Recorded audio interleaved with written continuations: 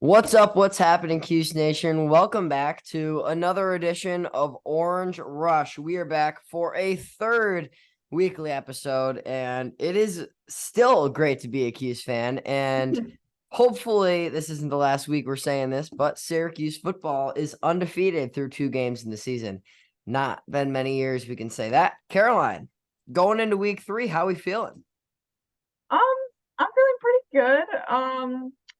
Definitely not bad. Arande Gadsden is hurt though, which I'm a little concerned about. But other than that, I'm feeling pretty good.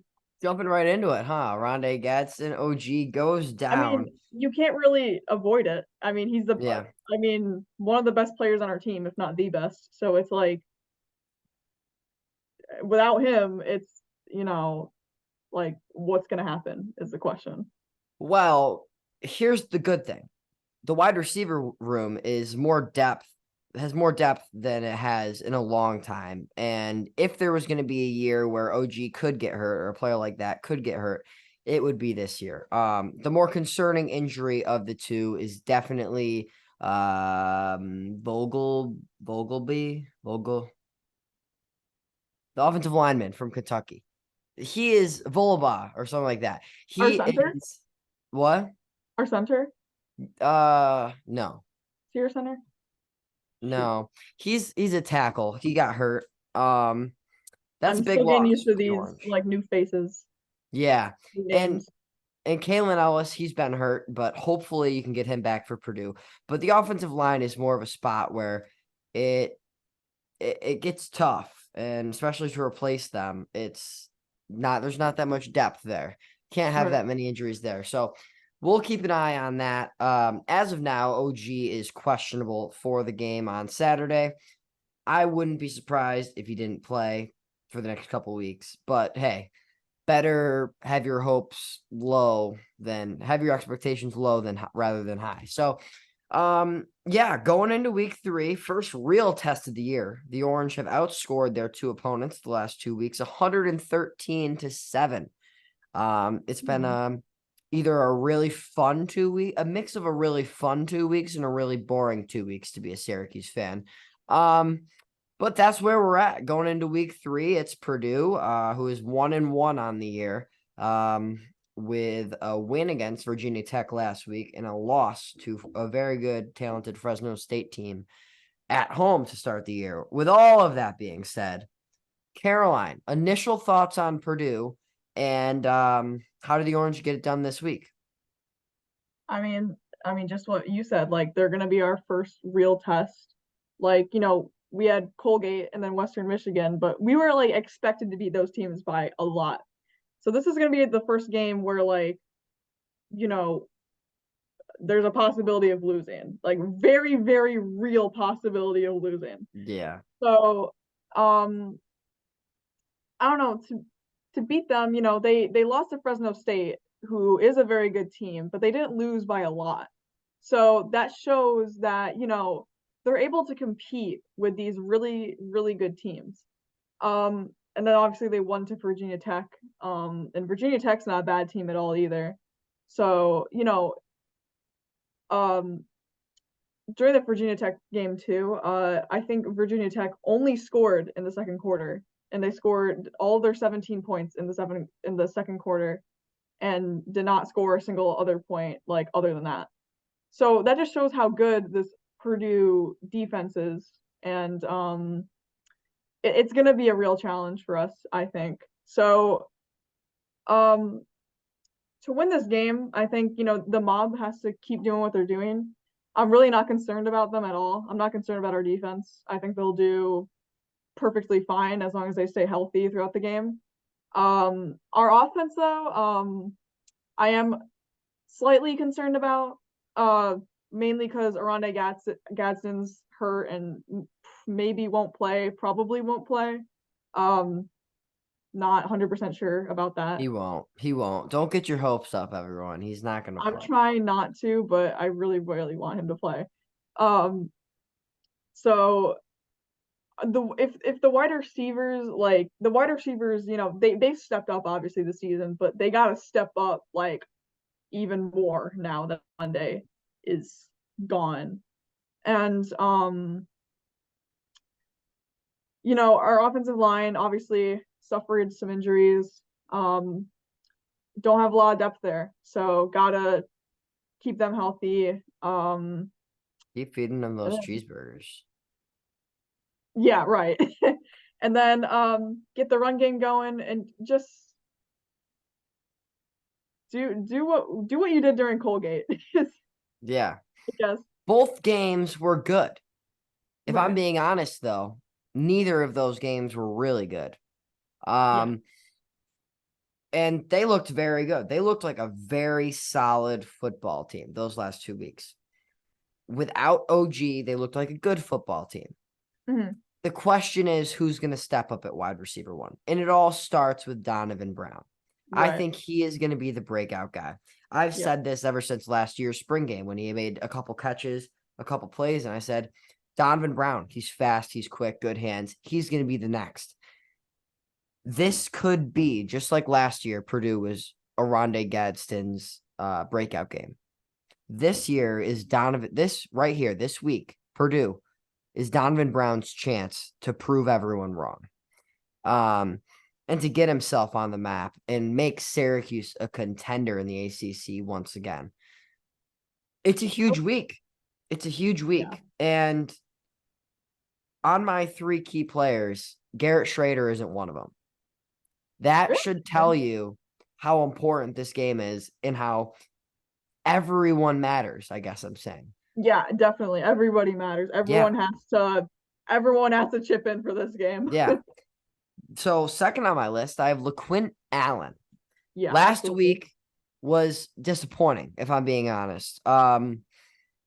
LaQuint struggled a little bit. There weren't that many run calls, but when there were, he really couldn't find a hole like he could week 1. So LaQuint just got to clean that up a little bit. Purdue's going to be tough, but big game situation. I think LaQuint is made for this, and he's ready for it. So we'll see how he does. So that's number 2. And number 3, run defense is going to be so important in this game. I'm confident in our pass defense. So confident. Like, right. I know they're going to take care of it. And if they don't, then they'll fix it. They'll patch it up. But the run game, it's concerned me for a long time, and it still does. So Kayvon Darton, that is my 3rd key player. He started off as a walk-on. I wasn't a Kayvon believer until this year, I guess. When I realized he is the real deal, and I realized that last week at Western Michigan during that game when they broke off for that 85-yard run. Kayvon was yelling at his teammates saying, "Come on, let's go, pick up the pace." Whatever he was saying, it worked because the very next play from scrimmage, they ran the ball. And Kayvon got in the backfield in half a second for a loss of 5 yards. Kayvon is a difference maker, and they're going to need Kayvon Darton to win this football game. Okay, there's my 3 key players. Caroline, give me a couple. Okay. So about the run defense, I think our run defense is going to be okay.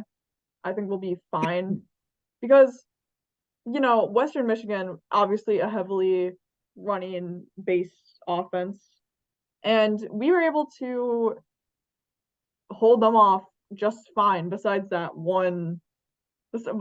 second play of the game. But other than that, we were able to shut them out completely. And their run offense isn't bad. Their run offense is pretty good. So I think in that aspect will be okay. I'm surprised you didn't take Kayvon seriously last year. Like, not even last year? What do you mean? Was I a Kayvon believer last year? Yeah. No, I wasn't. Oh my gosh. I can't believe you right now. But I'm a believer now. I've seen what I've needed to see. All right, fair enough. What else? LaQuint Allen, yeah. Didn't really show much last game. I mean, he had 3 touchdowns, but those were like 1-yard runs. And then like Jawan Price, I feel like did a lot of the running to like that game. Neither of them did well. I thought Jawan Price did okay. I thought what I learned from LaQuinto last game was how he can pound it in the end zone, and he can be Right. that Dante Strickland. I love the way he Yeah, like jumped over his little like jump into the end yeah, zone. I love yeah. He that. looked good. He looked Yeah. good. I think another thing to add on, like in general, is that I feel like during Colgate and during Western Michigan, like the way we started off, we like the first offensive, well, actually not even offensive, the first like play of the like drive of the game, we don't look very like good. Like for Yeah, example, during Colgate, our first offensive drive was not good. Like I mean, it was fine, but like it resulted, didn't it result in a punt? I forgot already. which one? Colgate. The first drive? Yeah. We punted the first. We went 3-and-out first drive of the year. Yeah, right. Against Colgate. So Yeah. that kind of scares you a little bit. And then The slow with start, is Western, that what you're talking about? yeah. And then with Yeah. Western Michigan, second play of the game, they break out and have the one touchdown they did all game. And I almost lost it. I almost that lost really it. scared me. That scared the crap out of me. I And almost lost it, like Caroline. I almost lost it too. So with Purdue and stuff, you can't do that. Like you got to start off strong and you have to finish strong. And Yeah. that It's a you Big can't Ten big game. It's exactly. You battle can't of the do that. trenches. Yeah, exactly. Okay. So keys of the game. For Purdue, you have to run the ball efficiently against Syracuse Mhm. to win the game. You're not going to pass the ball all over them. You might get a couple here and there once you establish the run game, but you have to establish the run game to be successful against Syracuse. So it all starts with that if you're the Boilermakers, and start the game off hot. For this goes for both teams. Whoever starts the game hot is going to win this game. Because Yeah. if Purdue starts off this game hot, their fans are going to be rowdy, rowdy. That, to put it in simple terms. Yeah. Yeah. Night game, Indiana, home game, NBC primetime for the first time in God knows how long. Right. They're going to be rowdy, Hmm. to say the least. Probably the hardest atmosphere Syracuse is going to play in all year. It's going to be Definitely. like a Penn State game. It's going to be that loud. Right. And whoever starts off hot is going to win. If Syracuse jumps on Purdue real early, I can't tell you how important taking these fans out of the game is going to be. Just like coming to the Dome, Western Michigan, if that was a big, big opponent and that happened, we would have been in big trouble Hmm. because I could have heard a pin drop when they scored that touchdown. I Yep. heard their coach yell. That's how quiet it was. I heard their coach yelling, "Let's go, let's go, let's go." Um, but yeah, that's the key to the game for the Boilermakers. For the Orange, the wide receiver room needs to step up. Hmm. Someone needs to break out as a wide receiver one. I was telling this to you before. It could be, and I so wish Rondé Gadsden was available for this game. Right. But but it could be a blessing in disguise. Syracuse for the last 3 or 4 years has always had a wide receiver one. They Hmm. haven't had a wide receiver two. Right. This could be the game where someone, Donovan Brown, Isaiah Jones, Damian Alford, Umari Hatcher, comes out as a breakout candidate for that wide receiver one, wide receiver two spot. And Schrader can have a real number two option to go to, because I can't tell you how important it is to have two viable options that you can rely on in every situation. So that's Right. a huge, huge key to the game. And two, like I said, keep that momentum going, going right into the game. Maybe have a nice return. Hopefully Pena is back. You got to have some sort of positive to start this game, because if not, it's going to Right. get real rowdy and out of hand real fast. So Caroline, the spread on this game is Syracuse minus 2.5 points. Um, but without giving me your prediction on who's gonna win, well, you kind of have to. Without telling me a score, do you think Syracuse covers the spread? Yes or no? Yes. Yes. Okay. Score prediction time. I think they'll cover the spread too. I have Syracuse taking down the Boilermakers, 7:30 primetime NBC game, 27-17. I think that the Orange will get a touchdown real late. Tied 17 all, and be up a touchdown, get a quick stop, whether it's turnover or a quick 3 and out or 4 and out for that matter, and kick a game sealing field goal to take down the Boilermakers. Our prediction was pretty spot on last week. It should have been exactly spot on, but the refs called it back. Right.